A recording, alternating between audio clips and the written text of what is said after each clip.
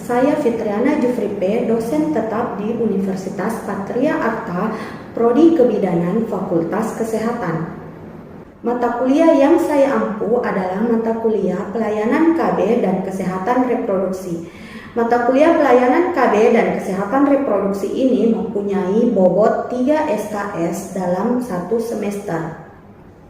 Deskripsi mata kuliah Pelayanan KB dan Kesehatan Reproduksi memberikan mahasiswa kesempatan memahami, menjelaskan konsep hak-hak kesehatan reproduksi, upaya dan deteksi dini, serta memberikan asuhan keluarga berencana. Adapun capaian pembelajaran mata kuliah Pelayanan KB dan Kesehatan Reproduksi yaitu 1. Memahami konsep dasar pelayanan kesehatan reproduksi.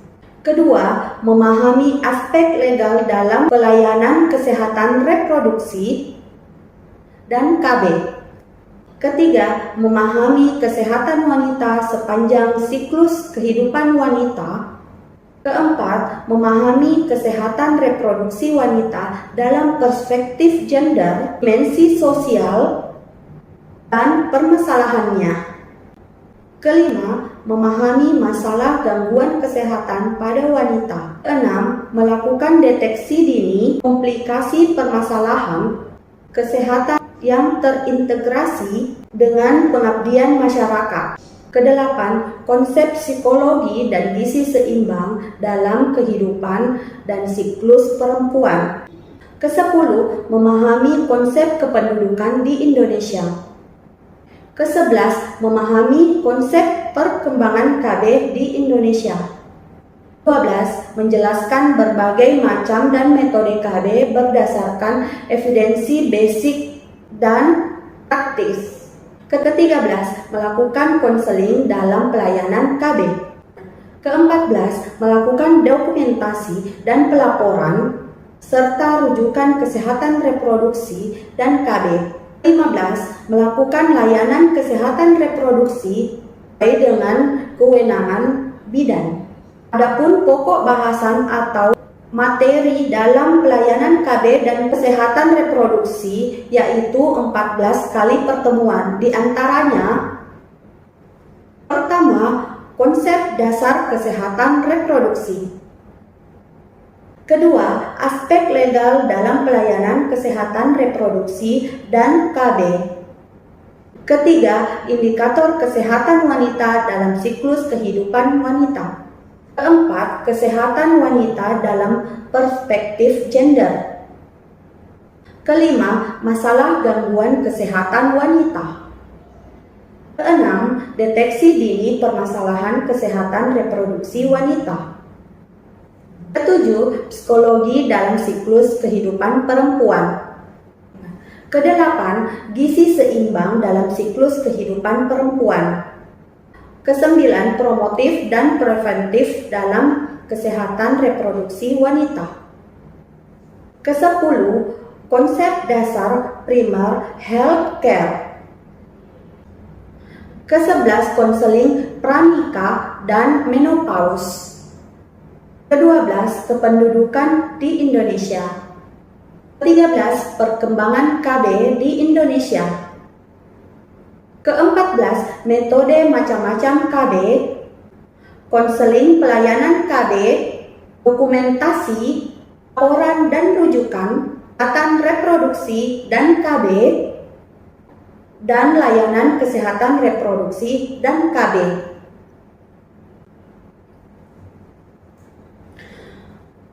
Nah, metode yang saya gunakan dalam pembelajaran ini yang pertama adalah metode ceramah.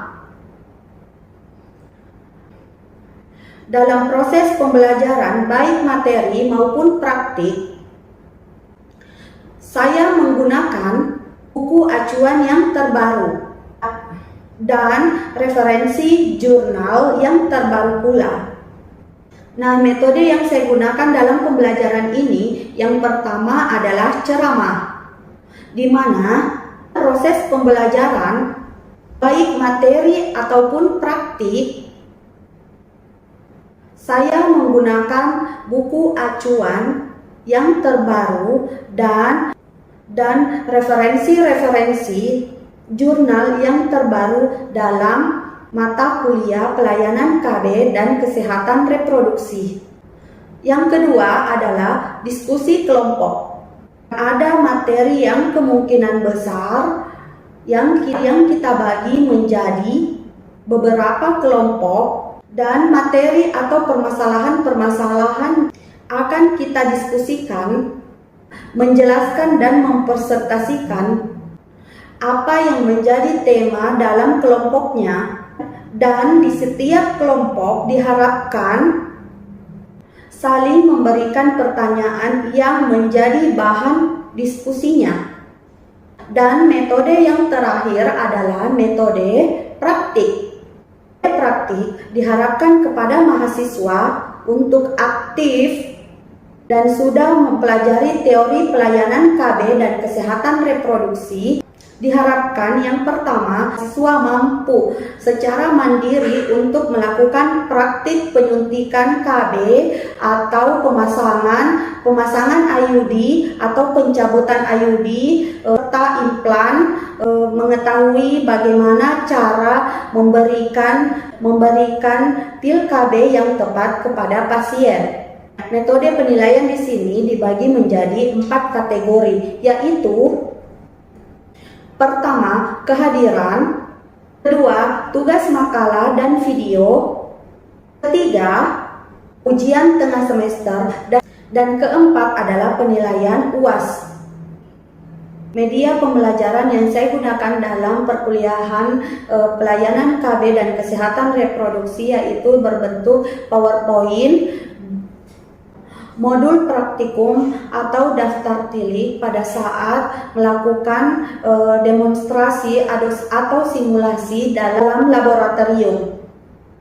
Selanjutnya, untuk sistem evaluasi saya menggunakan penilaian kehadiran, UTS, UAS, tugas dan praktikum.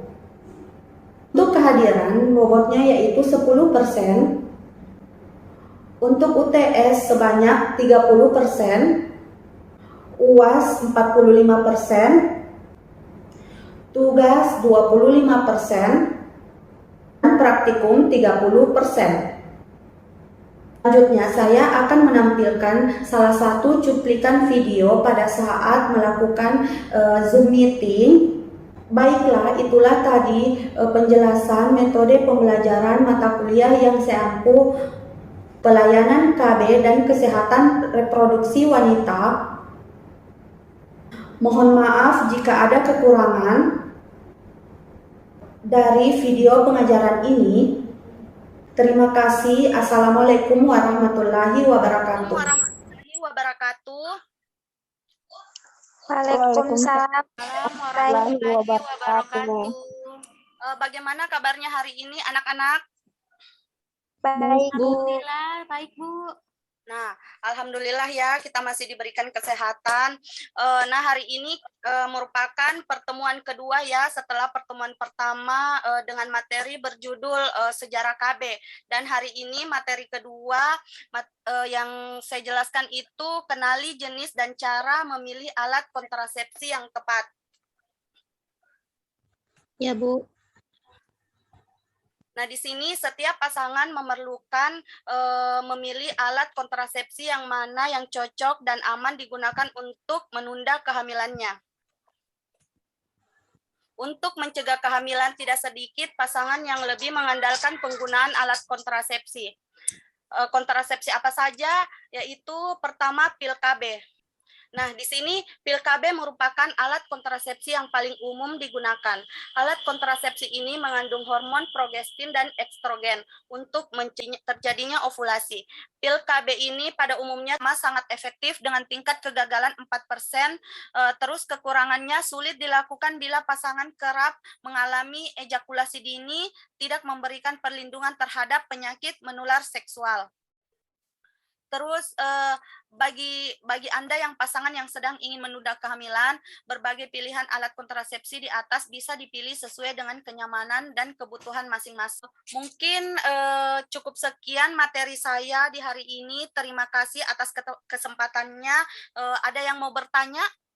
Terima kasih banyak atas kesempatannya. Assalamualaikum warahmatullahi wabarakatuh. Terdiri dari 21 sampai 35 tablet yang harus dikonsumsi dalam satu siklus atau secara berkelanjutan. Maksudnya di sini harus setiap hari dikonsumsi, tidak boleh ada jeda. Misalnya hari ini diminum, besoknya tidak, hari ini diminum, besoknya lagi tidak. Ya, mengerti? Mengerti, Bu. Nah, pil ini harus diminum secara rutin dan tidak boleh di-skip. Kelebihannya itu dapat melindungi kamu selama 24 jam sehingga tidak perlu lagi khawatir selama berhubungan seksual. Nah, dan di sini pil KB cukup efektif. Tingkat keberhasilan pil KB ini dalam mencegah kehamilan dapat mencapai 99% bila kamu rutin mengkonsumsinya setiap hari sesuai petunjuk. Pil KB ini mudah dihentikan. Nah, di sini juga ada kekurangannya. Pertama, tidak dapat mencegah penyakit menular seksual, keputihan, terus meningkatnya atau menurunkannya gairah berhubungan seksual, dan yang paling penting itu berat badannya meningkat atau berat badannya menurun. Nah, kontrasepsi yang lainnya itu kondom pria. Tidak hanya pil KB, kondom pria juga itu umumnya digunakan untuk mencegah kehamilan. Kondom biasanya terbuat dari bahan lateks yang bekerja dengan cara menghalangi sperma masuk ke vagina dan mencapai sel telur.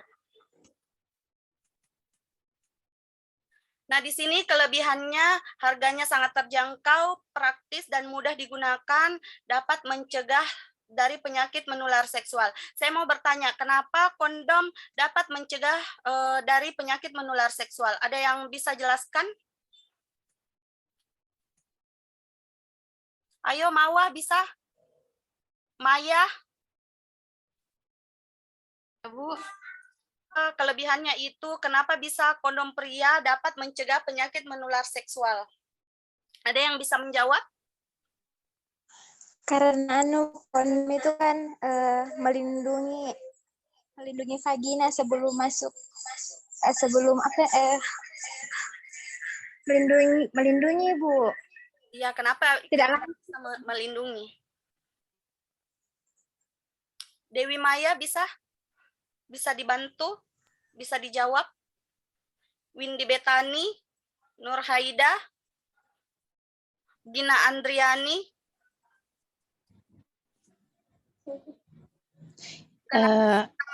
Mencegah terjadinya penyakit menular seksual.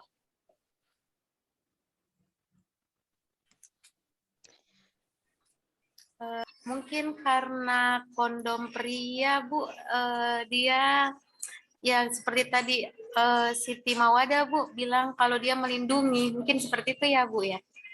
Ya, karena ini kan bahannya ini terbuat dari bahan lateks dan melindungi itu melindungi kondomnya, melindungi keluarnya sperma. Jadi misal itu spermanya tidak langsung ke dinding vaginanya. Mengerti sampai di sini? Itu cairan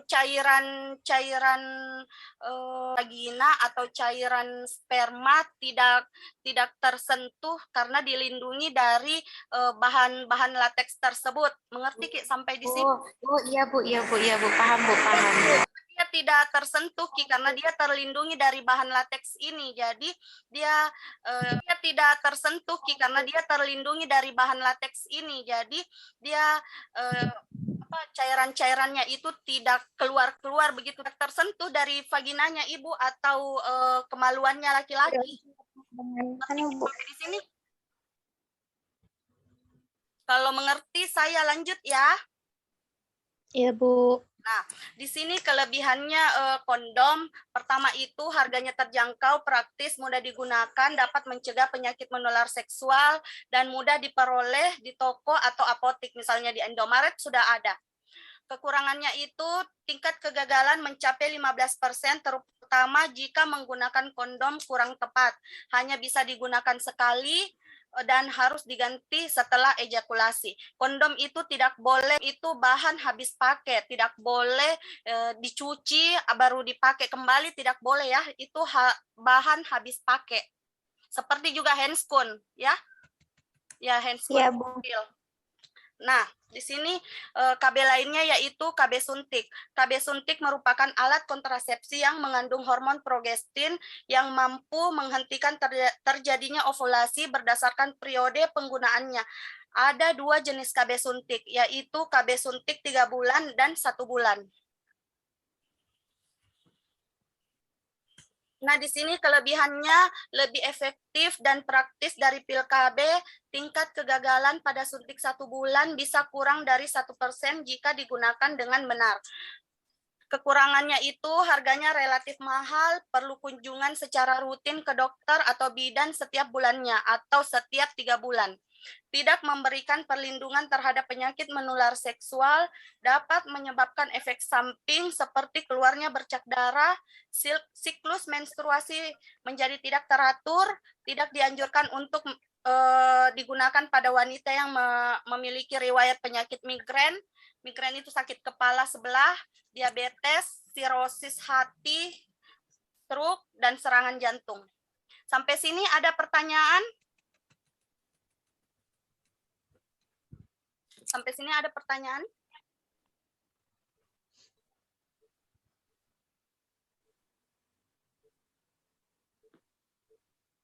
Kalau begitu Tidak ada, Bu. Mawa, Bu, Mawa. Oh iya, Mawa. Apakah perbedaannya suntik 1 bulan dan 3 bulan, Bu?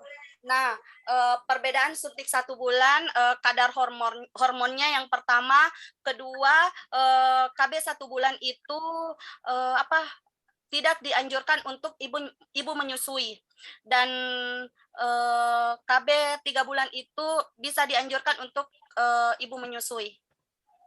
Sudah mengerti, Mawa? Paham, Bu. Nah, kontrasepsi selanjutnya yaitu implan. KB implan atau susuk merupakan alat berukuran kecil dan berbentuk seperti batang korek api.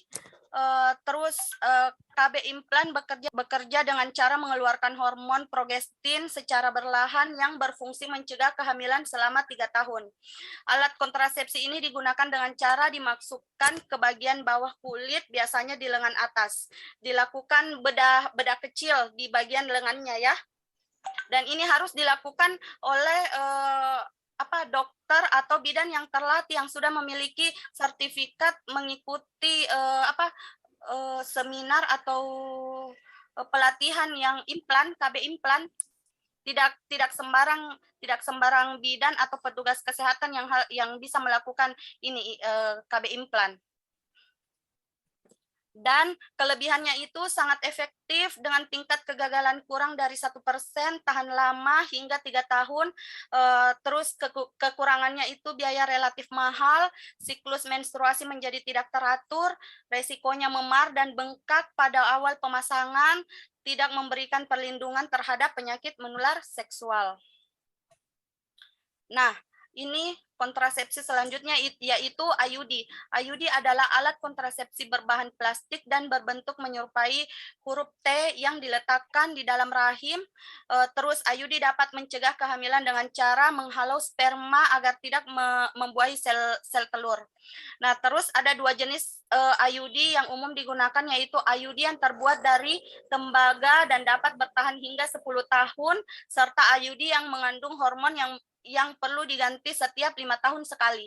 Jadi ada yang 10 tahun dan ada yang 5 tahun. Terus kelebihannya di sini tidak memerlukan perawatan yang rumit dan tahan lama.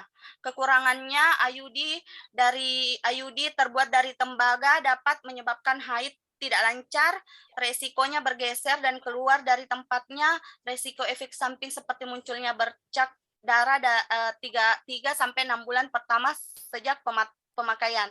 Dan yang paling penting di sini biayanya mahal. Nah, kontrasepsi selanjutnya yaitu spermisida. Spermisida ini berbentuk gel adalah kontrasepsi yang digunakan di vagina sebelum berhubungan seksual.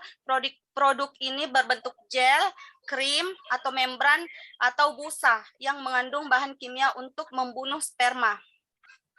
Nah, di sini kelebihannya harganya sangat terjangkau, mudah digunakan.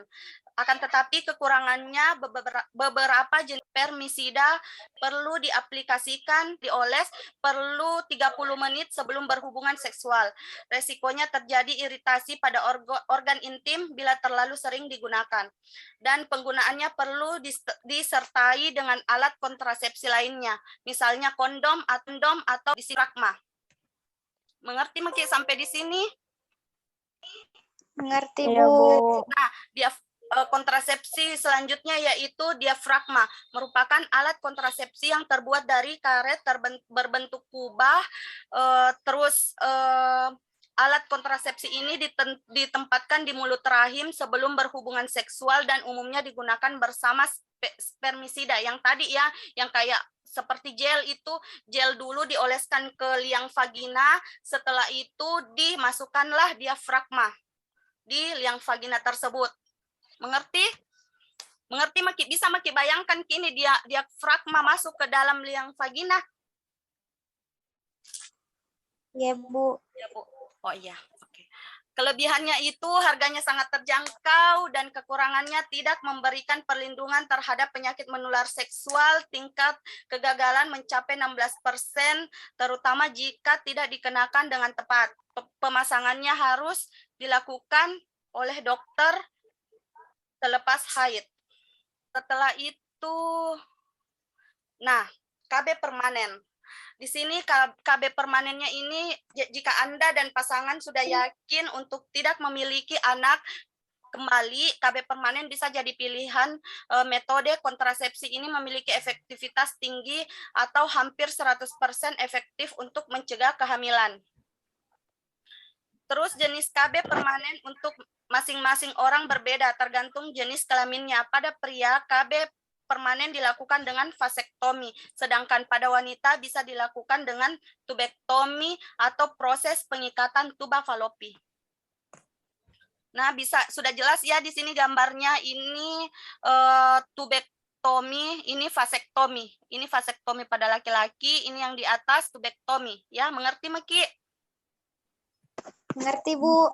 Kekurangannya itu harus dipertimbangkan dengan baik karena bersifat permanen. Terus rasa sakit atau tidak nyaman dalam jangka pendek setelah tindakan.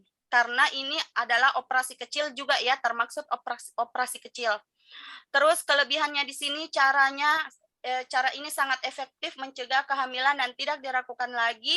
Terus vasektomi bagi pria tidak mempengaruhi kinerja seksual. Nah, mencegah kehamilan dengan cara alami. Setelah yang tadi itu dengan pil KB, kondom, sekarang secara alami, mencegah kehamilan secara alami. Selain beberapa kontrasepsi di atas, sebagian pasangan mungkin memilih cara alami untuk mencegah kehamilannya. Pertama itu menghitung kalender pada masa subur. Metode perhitungan kalender ini dilakukan dengan cara mencatat masa subur setiap bulannya dan menghindari hubungan seks pada masa subur tersebut. Wanita bisa menentukan masa subur atau ovulasinya dengan cara memeriksa suhu tubuh dan melihat perubahan cairan vagina. Nah, kelebihannya di sini tidak memerlukan biaya atau alat atau obat-obatan.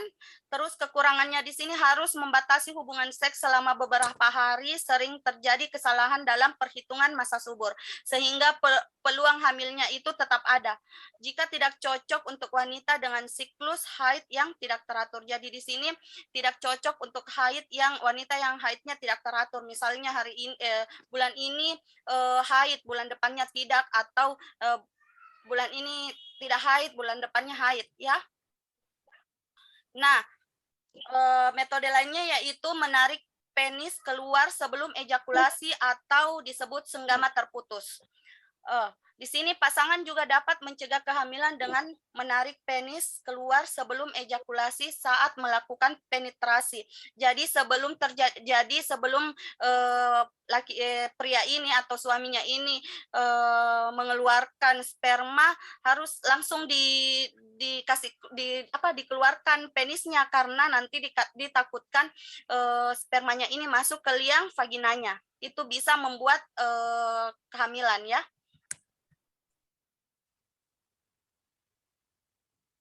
Cukup sekian materi saya hari ini. Terima kasih atas kesempatannya. Ada pertanyaan? Tidak ada, Bu. Tidak ada, Bu. Tidak ada, Bu, cukup. Oh iya. Terima kasih. Kita ketemu minggu depan ya dengan materi yang baru. Assalamualaikum warahmatullahi wabarakatuh. Waalaikumsalam warahmatullahi wabarakatuh. Terima kasih, Bu. Warahmatullahi wabarakatuh.